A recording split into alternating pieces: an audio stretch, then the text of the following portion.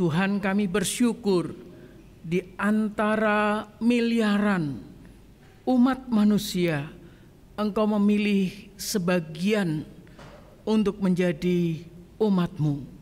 Bahkan terlebih Engkau juga memanggil kami dalam kepengurusan, dan biarlah kami belajar untuk mengabdikan diri kami menjadi pelayan-pelayan-Mu. Tuhan, terima kasih untuk kesempatan ibadah di saat ini. Kami boleh bersama-sama kembali menaikkan pujian, membawa persembahan kami kepadamu, dan kami boleh mendapatkan kebenaran-kebenaran firman-Mu yang Engkau nyatakan untuk menjadi kekuatan dalam kehidupan kami. Terima kasih Tuhan, terima kasih. Di dalam nama Tuhan Yesus kami berdoa. Amin. Silakan duduk Bapak Ibu Saudara yang dikasihi Tuhan. Saudara-saudara yang dikasihi Tuhan, ya, beberapa hari ini kalau saudara menjadi warga Cimone RW 4, maka saudara merasakan ada perubahan, ya, lingkungan yang selama ini, ya, agak gelap atau redup gitu saudara, ya. Hari ini semua wilayah RW 4, ya, kecuali sebagian tempat yang di Jalan Jawa ini, semuanya sudah terang benderang. Betul saudara, ya. Kemarin ada seorang majelis, wah sekarang tempat saya jadi terang benderang gitu saudara, ya. Saudara yang dikasihi Tuhan, kita bersyukur karena ini bukan sekedar ide dari warga. Ya, tentunya juga warga menginginkan, tapi ada ide juga kemudian yang disampaikan ke pengurus RT RW, kemudian direspon, kemudian ada anggota dewan, lalu ada pelaksana dinas. Inilah dalam bentuk kemasyarakatan kita saudara, ya. Tidak bisa kita berkata ini hanya ide dari masyarakat. Kalau tidak dijalankan kan enggak, kalau pemerintah tidak menjalankan juga enggak bisa saudara, ya. Kalau semuanya sudah jalan saudara, ya, tetapi dinas pelaksananya enggak jalan juga repot juga saudara, ya. Jadi banyak kendala. Dan kalau kita tahu negara kita, ya, tidak semua manusia itu menjadi warga negara Indonesia atau saudara, ya. Atau kita mau menjadi warga negara Singapura atau US saudara, ya. Saudara mesti ada persyaratannya. Ya, di dalam negara kita ada penduduk sipil, ya, masyarakat secara umum, lalu ada PNS, ya, dulu PNS sekarang aparatur gitu, ya. Pegawai negeri sipil. Tetapi juga ada TNI Polri. Saudara tahu semua itu tentunya, ya.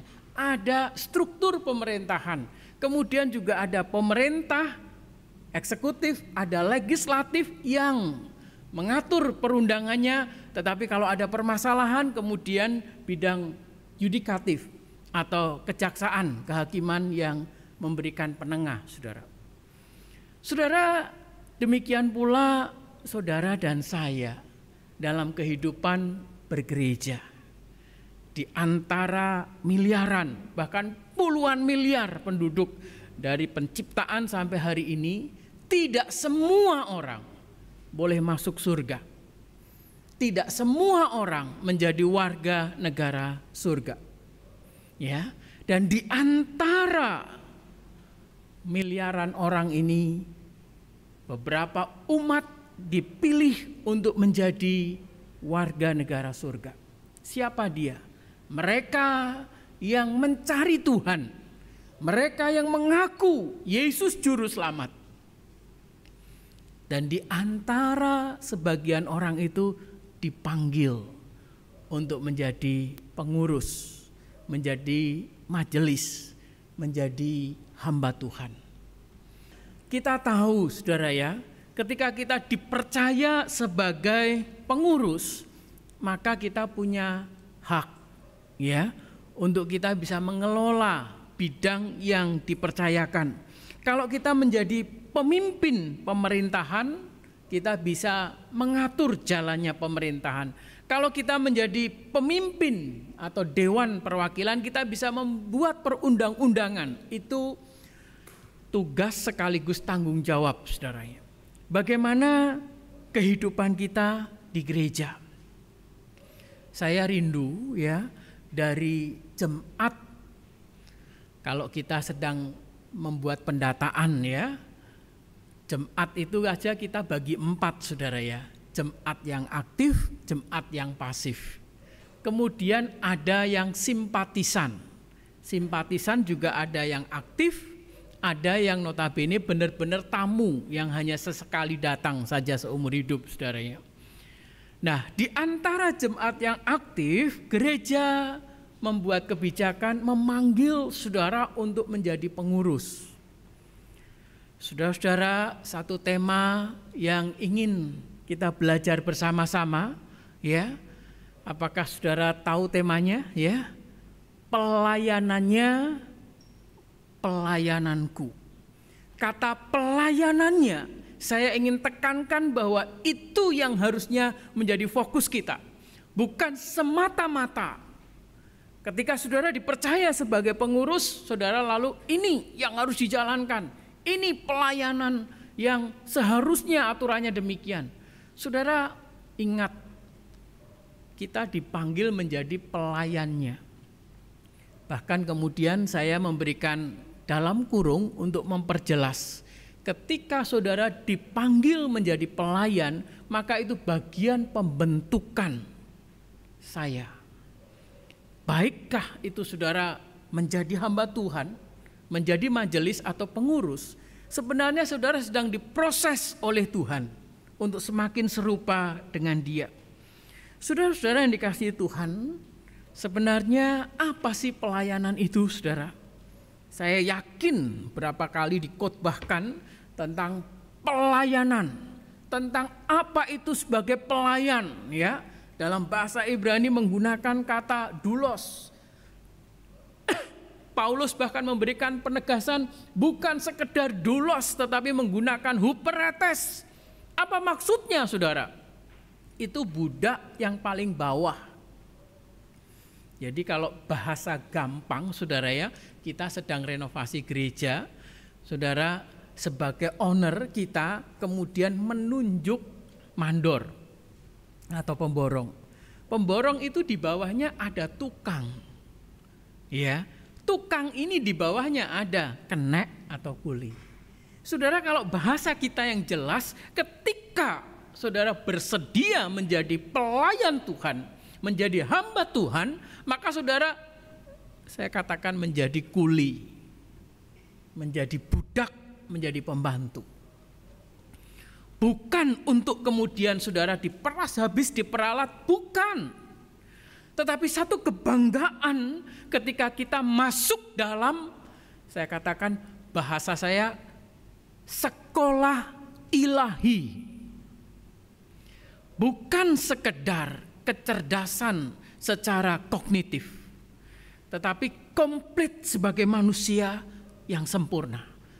Manusia yang serupa dengan Tuhan. Walaupun dalam proses ini sampai mati kita mungkin belum bisa sempurna. Tuhan yang akan menyempurnakan. Saudara-saudara yang dikasihi Tuhan, pelayanan, apa sih pelayanan itu? Lalu kalau kita memahami tentang sebuah panggilan pelayanan, sebenarnya pelayanan itu aktivitasnya apa? Pelayanan itu idenya dari siapa?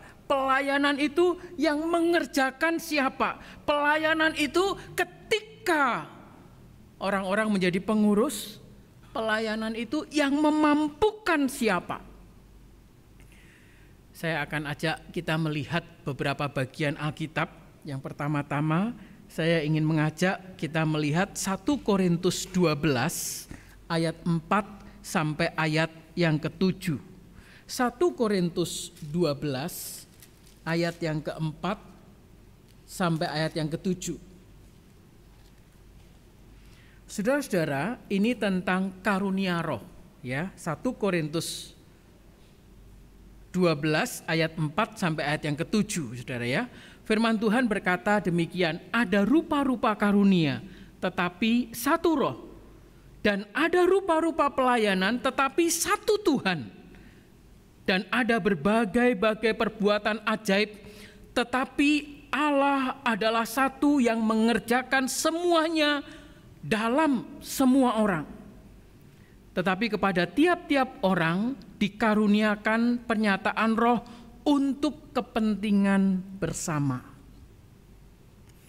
Saudara-saudara, ketika kita dipanggil sebagai umat pilihan, orang yang diselamatkan, sudah sangat sepatutnya kita bersyukur. Ya. Tetapi saya berharap saudara tidak berhenti di sana. Ya. Kalau saudara punya anak, ya, kemudian saudara sekolahkan tinggi-tinggi, kira-kira kalau dalam struktur pemerintahan, ya, saudara mau anak saudara cuman jadi masyarakat biasa atau menjadi pejabat di pemerintahan? Saya yakin ya, saya nggak maulah masa seumur hidup cuman dari tukang sapu. Ya paling enggak ya kemudian jadi mandornya tukang sapu begitu ya. Kalau bisa lebih tinggi ya saya menjadi dinas kebersihan. Kalau bisa lebih tinggi saya jadi wali kota, kan begitu saudara ya. Saudara, ini hal yang sangat natural yang seharusnya kita ketika dipilih menjadi orang Kristen, ketika kita ditebus dan diselamatkan, saudara harus merangkak naik. Memang sih tidak semua orang mendapat kesempatan ini, ya. Kalau semua kemudian jadi majelis, lah jemaatnya siapa, kan begitu saudara ya. Semua jadi hamba Tuhan lalu siapa yang jadi jemaat, kan enggak ada. Namun ketika saudara mendapatkan kesempatan tawaran pelayanan, ini adalah hak istimewa saudara. Karena itu perlu digumulkan. Bukan sekedar gini, saya mau, saya enggak mau, enggak saudara. Saya ingat sekali ketika pemilihan majelis, kami memberitahukan berdasarkan keputusan rapat majelis orang-orang tertentu kami datangin, kami tanya pasangannya, silahkan digumulkan. Memang kami bukan majelis yang sempurna, kami bukan hamba Tuhan yang sempurna. Dalam segala keterbatasan kita mencoba mencari apa yang diingini Tuhan. Namun lebih daripada itu, saya ingin mengajak saudara juga menggumulkan kerohanian saudara. Jangan sampai kemudian kita hanya, ya sudah puji Tuhan, pokoknya masuk surga. Oke saudara, itu hal yang sangat-sangat luar biasa. Namun Tuhan menebus saudara, Tuhan juga akan memakai saudara. Tuhan akan melibatkan dalam pelayanannya. Dalam bagian ini kita tahu kalau kita menggali bagian ini, ya ini karena keributan jemaat di Korintus.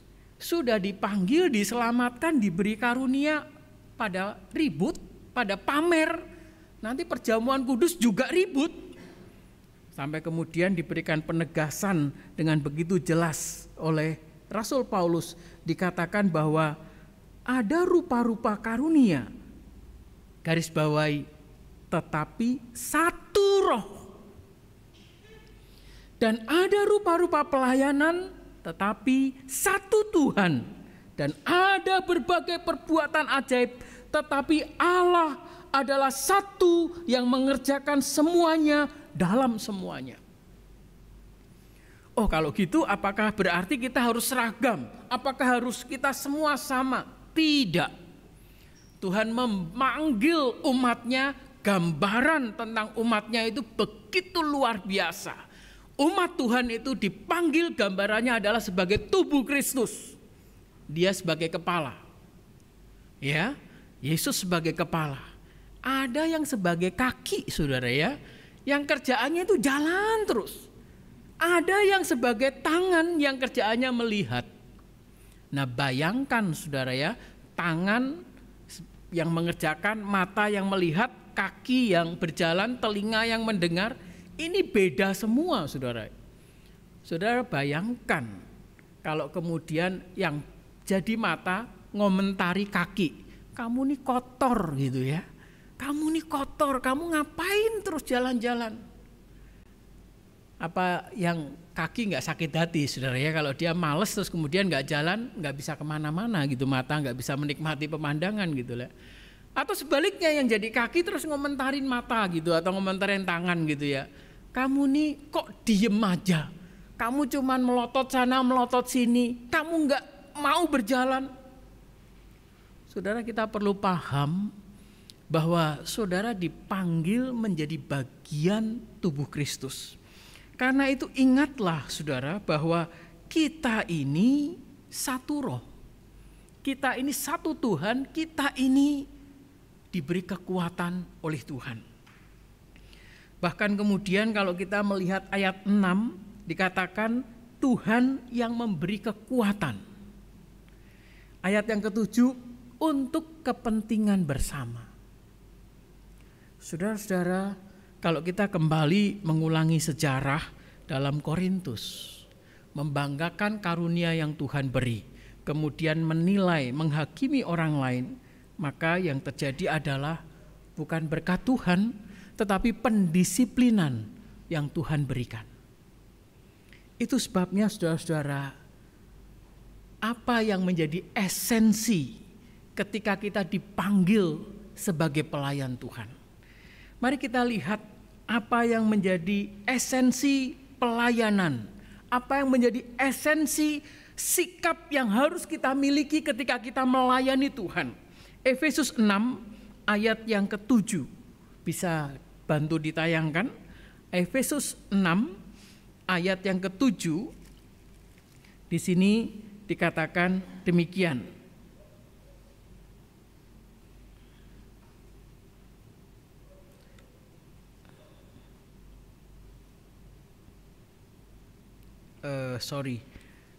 Ada sedikit, atau Kolose 3 ayat 23. Efesus 6 ayat yang ke-7, dan yang dengan rela menjalankan pelayanannya seperti orang-orang yang melayani Tuhan dan bukan manusia.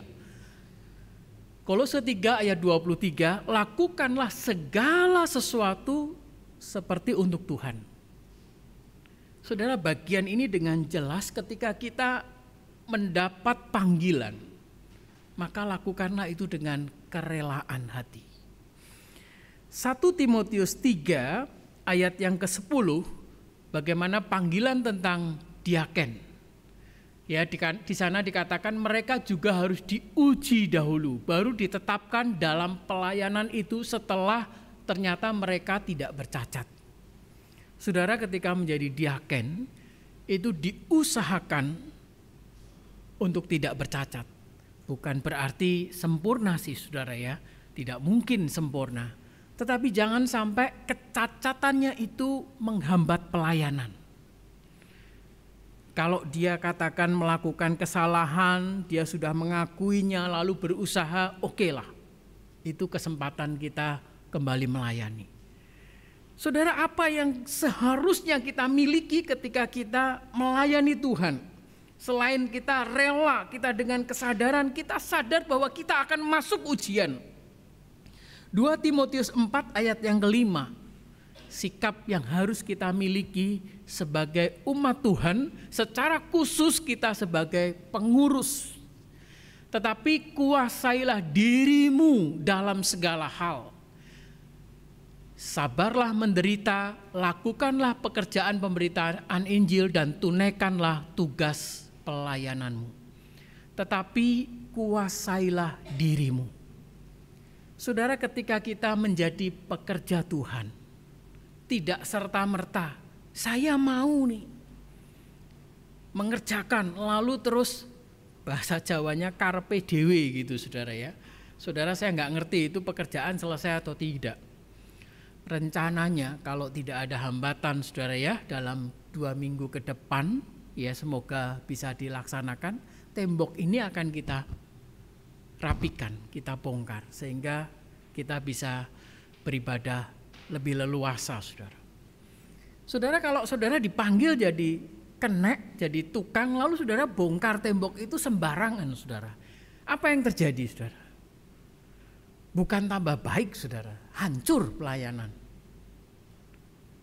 Saudara, saya diberi karunia sedikit oleh Tuhan, ya. Saya tidak bisa menyanyi, itu bukan karunia saya. Main musik, main gitar sampai kunci semua gitar saya hafal, saudara ya. Saya gitar, tangan saya kapalan itu bukan 1 kali, sampai 3 kali.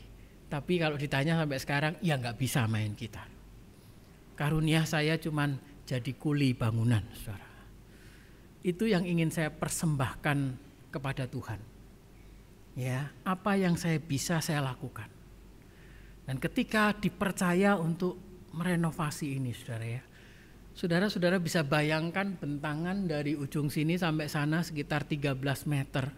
Kalau saudara main-main dalam mengerjakan pemasangan ini, resikonya terpeleset, saudara. Kalau saudara tidak mengikuti komando, saudara akan jatuh, saudara. Bukan membantu pekerjaan tetapi menghancurkan pekerjaan. Ada beberapa rekan yang dalam tanda kutip saya ajarin. Kemarin sengaja saya suruh angkat besi yang cukup berat. Coba pindahkan besi itu, hati-hati kamu akan tidak kuat dan kamu akan mengalami ini. Kuat. Dia nggak ngerti tentang kekuatan dirinya dan bagaimana momen itu akan berjalan. Saya sudah perhitungkan kesalahan akan membentur bagian ini. Silakan. Apa yang terjadi? Dia nggak kuat angkat. Bentur, saudara. Dia ingin membantu, saudara. Dan saya sudah beritahu, hati-hati ini. Tapi dia tidak tahu kekuatan dirinya. Kelemahan dirinya. Ada yang lucu lagi. Ayo, naik. Suruh naik, nggak bisa turun, saudara. Kan ini canda, saudara ya. Ya kalau naik dia harus ngerti turun. Saudara, sama halnya ketika kita dipanggil Tuhan dalam pelayanan, bukan sekedar apa yang kita mau kemudian kita kerjakan. Kembali kita ingin mewujudkan kerajaan Allah. Itu sebabnya ketika kita dipanggil sebagai pelayan Tuhan, kuasailah dirimu. Kita punya keinginan, kita punya ide. Bahkan kadang kita dipakai Tuhan. Betul, saudara. Ide itu bukan dari surga kemudian ngomong gitu, enggak. Tetapi melalui hati saudara, melalui ide saudara Tuhan pakai. Namun kita harus cross check dengan teman-teman. Kita harus cross check dengan secara aturan gereja. Apakah ini kehendak Tuhan? Sedikit sebelum menyelesaikan renovasi ini, saya ingin sampaikan bagaimana gentarnya hati saya ketika kita bersama-sama memulai renovasi ini. Walaupun ada rekan yang ngomong, wah ini keinginan Pak Bagio, oke lah gak apa-apa kalau saudara merasa begitu. Tapi saya berkata tidak. Saya tidak berani berkata ini ide saya. Kenapa, saudara? Hati saya itu antara pengen, antara takut, antara gelisah, saudara. Akhir tahun kemarin terus itu mencuat, kita mesti renovasi. Kita mesti renovasi. Rapat Januari, Maret, April, semua majelis setuju. Dan kami masih hitung-hitung, saudara, untuk memulai renovasi. Namun kalau saudara nanti pulang, saudara bisa melihat bagaimana Tuhan yang memulai. Saya harus meyakinkan rekan-rekan majelis, saya harus meyakinkan diri saya sendiri. Bayangkan, saudara ya, bukan hanya saya mempengaruhi, meyakinkan saudara, tapi saya harus meyakinkan diri saya. Saya sudah melihat gereja perlu dirawat. Gereja dalam kondisi yang mulai rusak sana sini. Dan Tuhan yang menyediakan dananya. Saya sampai gentar ya. Saya kalau menceritakan ini secara pribadi saya bisa berkata, ini saya sudah disuruh nggak berani dijorokin, saudara ya, sama Tuhan. Apa yang kamu takutkan? Dana, saya kasih dana. Apa yang kamu takutkan? Perizinan, saya kasih penjagaan. Apa yang kamu takutkan? Saya takut, saudara, bukan saya berani. Jadi kalau sampai Tuhan mengizinkan selesai renovasi dan kita pakai bersama, saya ingin katakan pujilah Tuhan. Dan jangan pernah berpikir, oh ini kerja Pak Bagio. Tidak, saudara. Aku cuman kuli. Kadang-kadang saya bangun pagi jam 6, saya terima kasih itu ada ayunan di situ, saudara ya. Saya duduk di sebelah sana, saya menatap dengan berdoa. Saya berkata, Tuhan, tidak ada alasan untuk saya tidak bersyukur atas kepercayaan yang Tuhan percayakan. Atas kepercayaan ini. Saudara-saudara yang dikasihi Tuhan, sebagai seorang pelayan, sebagai seorang budak, sebagai seorang pembantu, sebagai seorang kuli, kita mesti dengar apa yang menjadi keinginan Tuhan kita. Sekalipun tantangannya berat, karena itu kuasailah dirimu. Kuasailah dirimu dan sabarlah menderita. Ketika saudara dipanggil menjadi pengurus, saudara dipercaya, saudara dihormati, saudara punya hak. Tetapi ingat, saudara dipanggil juga untuk menguasai diri, bukan menguasai orang lain, saudara, menguasai diri dan tahan dalam penderitaan. Kalau kita baca lebih lanjut, kita bisa melihat kekuatan Tuhan yang memampukan. Kalau ada kesempatan dalam 1-2 bulan ke depan, saya ceritakan bagaimana Tuhan yang menguatkan saya di tengah keletihan, di tengah kegentaran saya, saudara. Saya tidak bisa tidak untuk menceritakan bagaimana karya Tuhan di tengah-tengah jemaatnya GKI Cimone. Tuhan bekerja di belahan bumi, dunia lain, di bumi lain. Tuhan bekerja di gereja lain. Tetapi saya ingin katakan, Tuhan juga bekerja di dalam gereja kita.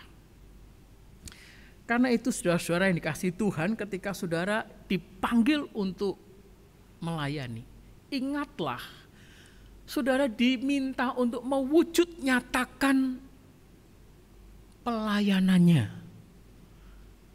Sekalipun itu menjadi pelayanan kita dalam kemajelisan, dalam kepengurusan, iya kan? Misalnya kemarin Yud ngomong, ayo kita main badminton. Loh, ini pelayanan, saudara ya. Jangan ngomong, wah ini kan cuma olahraga, ini pelayanan, saudara. Saya tahu ini pelayanan. Idenya ya dari saudara. Ya. Lalu dalam badminton kemudian terjadi tanda tawa, mereka mempunyai ikatan. Lalu mereka saling mempengaruhi. Lalu ada yang katakan jatuh dalam dosa, ada yang mengingatkan. Saudara, ini keajaiban Tuhan memakai orang-orangnya. Walaupun sekedar ide badminton. Penginjil Beni sampai berusaha mendorong, ya mengantar. Saudara, ini pekerjaan pelayanan Tuhan. Bukan sekedar nyanyi, bukan sekedar main musik. Ini semua pelayanan, saudara. Idenya dari Tuhan. Melalui saudara dan saya. Saudara-saudara, apakah saudara kembali terpanggil untuk melayani? Apakah saudara dengan rela hati? Apakah saudara siap untuk belajar menguasai diri? Ketika terjadi perselisihan, saudara tahan untuk bisa diam. Saudara, kalau tanya apa yang paling berat dalam pelayanan, bukan masalah, saudara ya. Bukan kesulitan, bukan itu. Yang paling berat dalam pelayanan menahan diri saya, saudara. Kalau saya ditanya apa yang paling berat, mengendalikan si aku ini, saudara. Kadang-kadang saya cerita sama istri, saya mesti minta maaf. Kadang dengan istri, kadang sedikit lebih kasar saya. Saya minta dukungan, saya perlu bantuan. Kuasai diri, sabar menderita. Ketika saudara menjawab, oke, saya mau melayani. Bukan sekedar punya ide, bukan sekedar bekerja, tapi kuasailah dirimu. Karena yang bagian terakhir adalah, saudara ingat Matius 26. ingat Markus 14, ingat peristiwa Lukas 22 di Taman Getsemani. Ketika Tuhan bergumul, maka dia berkata, biarlah ya, kalau boleh, biarlah cawan ini berlalu, tapi bukan kehendakku, tapi kehendakmu. Saudara-saudara, bukankah di dalam doa Bapa kami, Matius pasal 6, Lukas pasal 12, apakah kata di dalam doa Bapa kami, saudara ya? Datanglah kerajaanmu, jadilah kehendakku, bukan kehendak Tuhan. Itulah yang menjadi esensi bagian ketika saudara merespon menjadi pelayan Tuhan. Entahkah dalam kepanitiaan, entahkah dalam kepengurusan komisi, entahkah di dalam pelayanan kemajelisan atau saudara sebagai hamba Tuhan. Bukan lagi kehendakku, tapi kehendak Tuhan. Saudara dipercaya melalui pikiran saudara, talenta saudara, Tuhan menitipkan ide-ide itu untuk menyatakan kehadiran kerajaan Allah.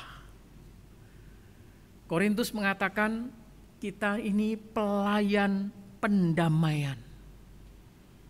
Saudara-saudara, kembali saya ingin katakan, saudara dipercaya menjadi pembawa damai, pembawa sukacita. Padahal kita ini masih punya keinginan, kita ini juga masih kadang ribut. Karena itu dalam panggilan pelayanan ini adalah proses pembentukan yang lebih intens. Saudara kalau jadi majelis, saudara akan dibentuk lebih intens lagi. Kalau saudara merespon panggilan menjadi hamba Tuhan di seminari, saudara akan diuji lebih lagi. Dan belum tentu berhasil. Karena itu mari kita bergandeng tangan. Mari kita dukung, mari kita doakan. Panggilan pelayanan ini adalah panggilan yang mulia. Pekerjaan ilahi. Karya Allah di dalam diri umatnya. Saudara-saudara yang dikasihi Tuhan, adakah kita merasa bersyukur kepada Tuhan ketika kita menjadi umat pilihannya, diselamatkan? Adakah kita merespon panggilan pelayanan untuk kita dibentuk semakin hari semakin serupa dengan Tuhan? Atau kita masih terus mencari kenikmatan dunia? Atau kita masih mencari kepuasan dunia? Hampir-hampir tidak ada waktu untuk Tuhan. Hampir-hampir tidak ada waktu untuk pelayanan. Hampir-hampir tidak ada uang untuk kita persembahkan kepada Tuhan. Semuanya untuk aku. Terakhir saya kembali saksikan satu poin ketika saya merespon panggilan Tuhan. Saya lupa tanggal berapa, hari apa, momentumnya saya ingat. Kalau saya tidak salah itu hari Selasa, sore hari di perempatan Gunung Sahari dari Pasar Baru menuju Kelapa Gading. Di lampu merah itu saya ditanya oleh Tuhan, kapan kamu melayani aku? Saudara, itu tidak bisa saya lupakan seumur hidup. Karena saya terlalu sibuk bekerja.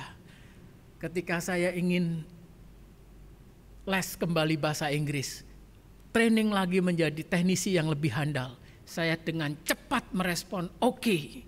Tapi ketika Tuhan kembali mengingatkan, kapan engkau melayani aku? Malam itu pulang di Kelapa Gading, tinggal di rumahnya bos di Kelapa Puan. Hati saya gelisah. Kebetulan seluruh dokumen saya bawa. Saya nggak tahu itu ada brosur di seminari. Saya juga nggak ingat kapan. Saya langsung isi sore itu. Saya ngomong saya harus tinggalkan ini. Saya harus responi. Saudara, apakah mudah dalam seluruh perjalanan panggilan pelayanan?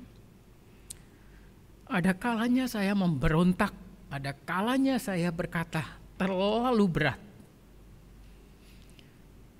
Tapi hari ini saya berkata, hanya anugerah Tuhan, hanya kebaikan Tuhan yang memampukan dan melindungi pelayanannya, bukan pelayananku, pelayanannya. Dan saya bersyukur, terhormat, boleh dipanggil menjadi hamba Tuhan. Saya tidak pernah menyesali panggilan ini. Dan kalau ada kesulitan pergumulan, saya ingat bagaimana dia mengorbankan nyawanya untuk saya. Saudara yang dikasihi Tuhan, ingatlah panggilannya yang mulia. Ingatlah karyanya yang ajaib. Dan ingatlah pekerjaan di depan yang akan Tuhan percayakan kepada saudara. Pekerjaan yang mulia, pekerjaan yang agung, walaupun ada air mata, tetapi bukan untuk menjatuhkan saudara, untuk menguatkan saudara, untuk menjadikan saudara lebih kuat, lebih tangguh, lebih siap menghadapi masa yang akan datang. Tuhan bukan ingin menjatuhkan saudara, tapi Tuhan ingin menguatkan saudara. Namun ingatlah untuk menguasai diri, untuk sabar dalam penderitaan. Dan ingatlah, saudara dan saya dipercaya menghadirkan kerajaan surga di bumi ini. Mari kita tundukkan kepala. Kami gentar Tuhan, kami orang yang berdosa, kami tidak layak. Tetapi Engkau mempercayakan pelayanan ilahi kepada kami. Bahkan Engkau memakai kami umat-Mu untuk mewujudkan pekerjaan ilahi di muka bumi. Bahkan kadang kami tidak menyadari, melalui aktivitas gerejawi, melalui aktivitas kami dalam pekerjaan kami, dalam rumah tangga kami, dalam lingkungan kami, Engkau memakai kami untuk menjadi pembawa damai. Kami malu Tuhan, kami seringkali gagal, seringkali jatuh bangun, kami kerap kali, bahkan kadang kami menjadi batu sandungan. Karena itu Tuhan, hari ini kami bersyukur karena Engkau yang memanggil kami, yang menguatkan kami. Terima kasih Tuhan. Hari ini Engkau memanggil umat-Mu, mereka yang berdiri menjadi pengurus, yang membantu kami, hamba-hamba Tuhan, rekan-rekan majelis, membantu jemaat-Mu, melayani jemaat-Mu, sehingga nama-Mu dipermuliakan. Tuhan terima kasih. Terpujilah Engkau Tuhan, kekal selama-lamanya. Terima kasih. Dalam nama Tuhan Yesus kami berdoa. Amin.